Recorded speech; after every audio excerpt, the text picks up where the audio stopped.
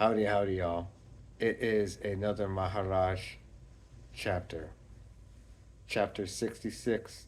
All search for happiness is misery. This chapter, uh, very compelling for me. I like this chapter a lot. It's one of my favorite chapters. The questioner is someone I felt kind of I could relate to. Is someone who's about to go to college and study psychology. I've been there. That was what I was going to study. I even studied that for a minute. Then I mean, I ended up switching, but the point being, like, I could put myself in his shoes a little bit. I could put myself in his shoes. And so I always think that makes for a better chapter when you can put yourself in the questioner's shoes. That's why I like, too, that there's so many of these chapters, because you're bound to be able to run into situations, and because a lot of these questioners will tell you the backstory, and you're like, oh, I can relate to this person. So, so that way, that already kind of made it very interesting. And then on top of that, um, just a lot of interesting quotes and dialogue in this, which I guess is the whole point of the book, right? But no, for example, the questioner, what is the source of earnestness? Very important question, right? Like, what is the source of earnestness? What makes us want to do these sort of things? Uh, Especially pursue this, the truth, the spiritual truth, especially, which is the ultimate sort of the highest truth. Maharaj, it is the homing instinct which makes the bird return to its nest and the fish to the mountain stream where it was born. The seed returns to the earth. When the fruit is ripeness is all. Questioner, and what will ripen me? Do I need experience? Now, this leads to a very interesting, I think, back and forth. Maharaj, you already have all the experience you need, otherwise, you would have not come here. You need not gather any more. Rather, you must go beyond experience. Whatever your effort you make, whatever method you follow, will merely generate more experience. You will not take you beyond, nor will reading books help you. They will enrich your mind, but the person you are will remain intact. If you expect any benefits from your search, material, mental, or spiritual, you have missed the point. Truth gives no advantage. It gives you no higher status, no power over others.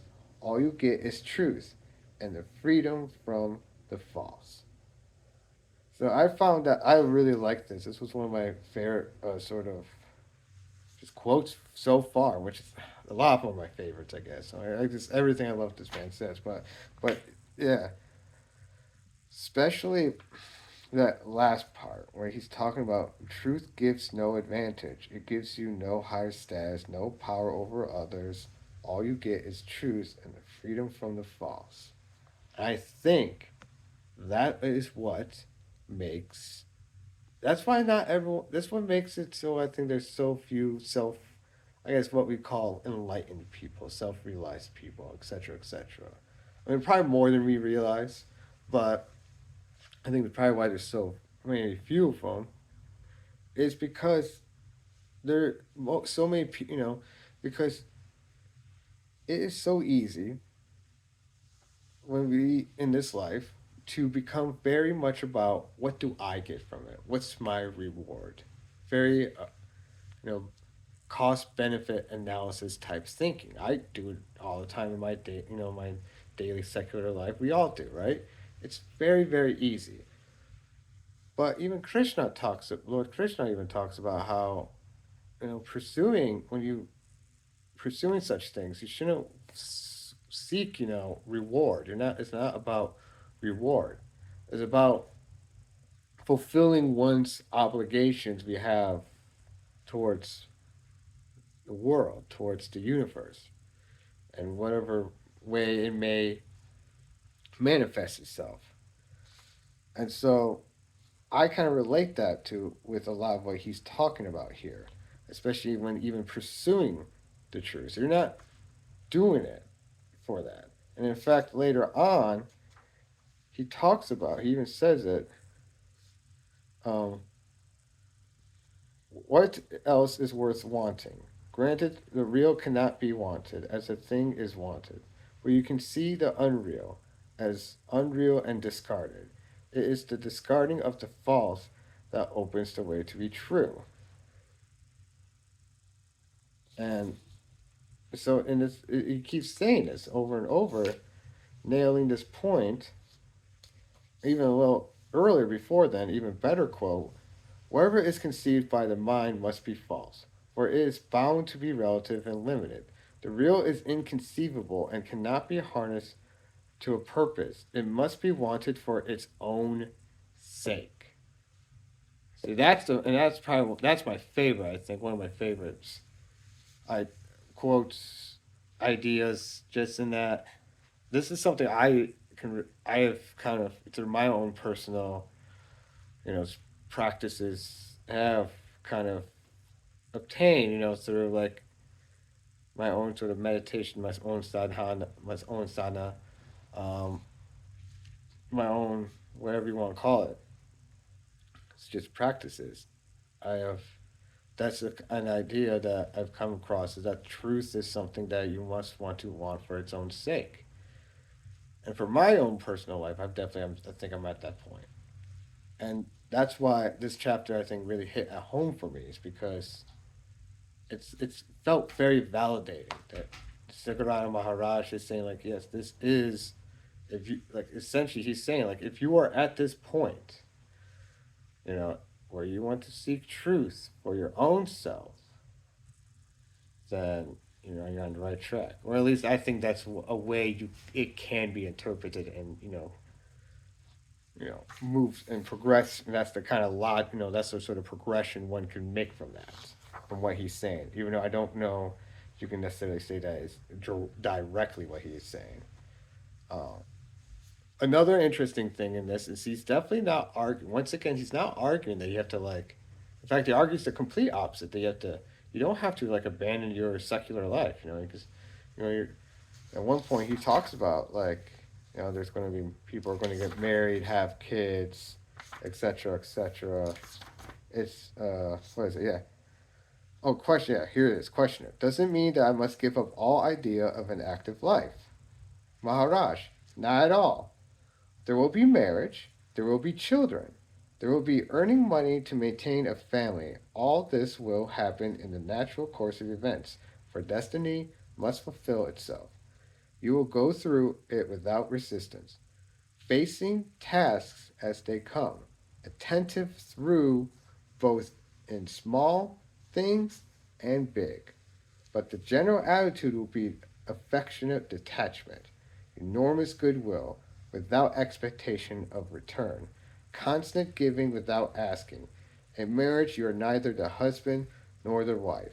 You are the love between the two. You are the clarity and kindness that makes everything orderly and happy. It may seem vague to you, but if you think a little, you will find that the mystical is most practical, where it makes your life creatively happy. Your consciousness is raised to a higher dimension from which you see everything much clearer and with greater intensity. You realize that the person you became at birth will cease to be at death is temporary and false. You are not the sensual, emotional, and intellectual person gripped by desires and fears. Find out your real being. What I am is the fundamental question of all philosophy and psychology. Go into it deeply. I like how he relates it back to psychology and philosophy, knowing that's like his background. He's very good at doing that.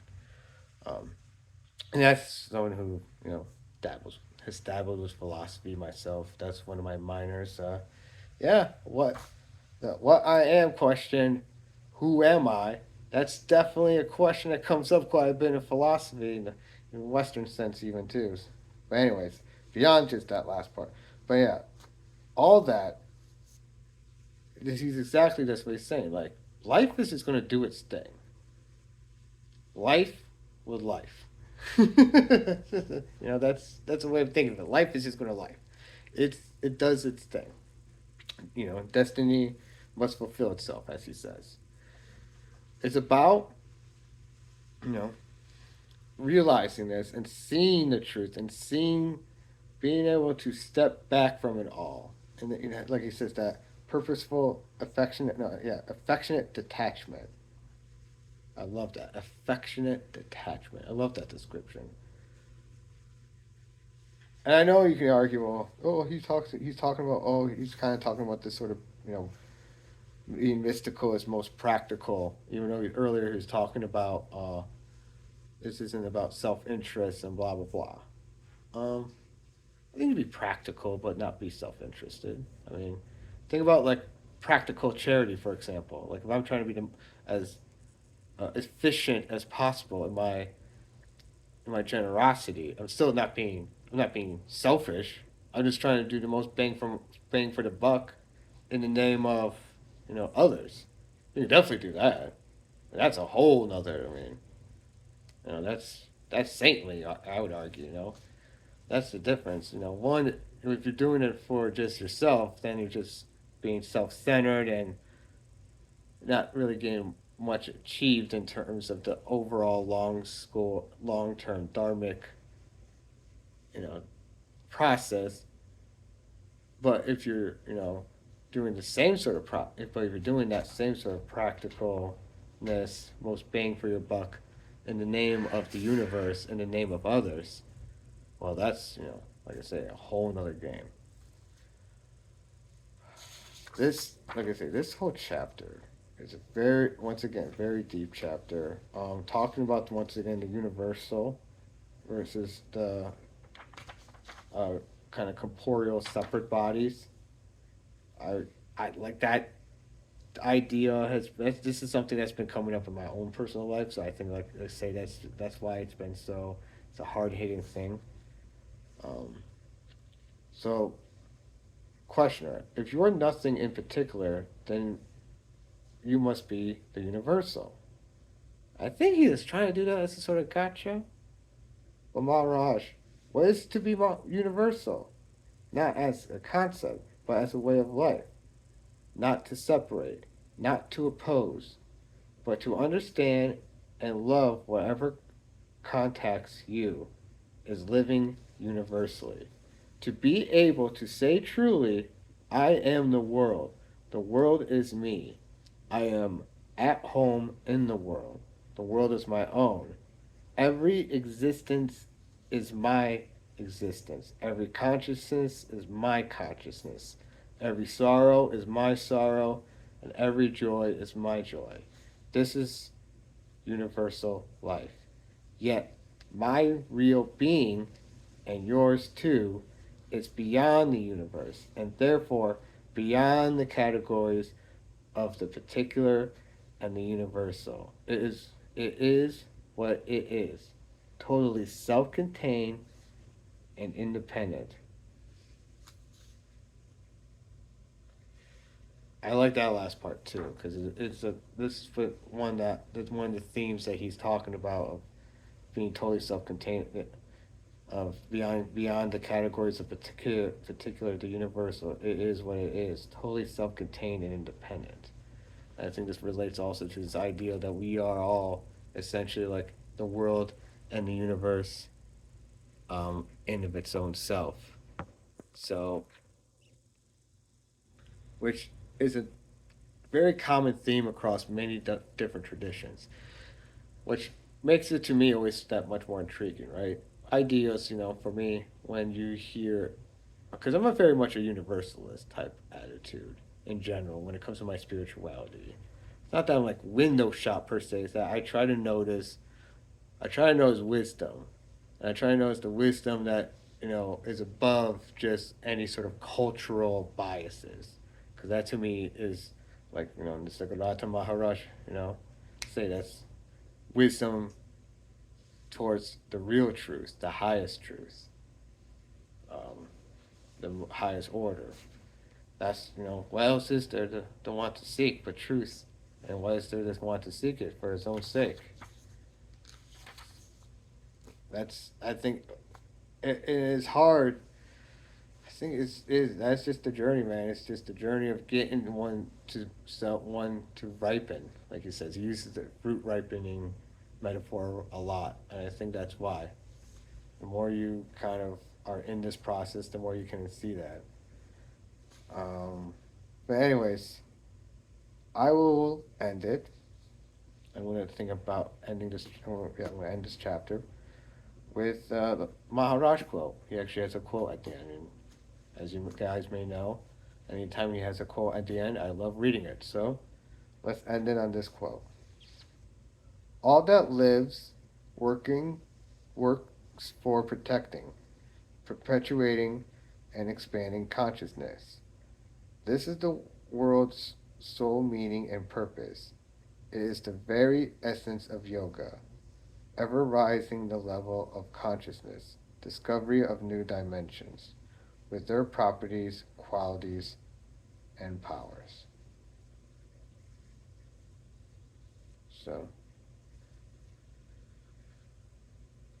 with that said, I'll let that brew. I'll let you all say what you think that quote means in the comments below. And I think I'll see y'all next time.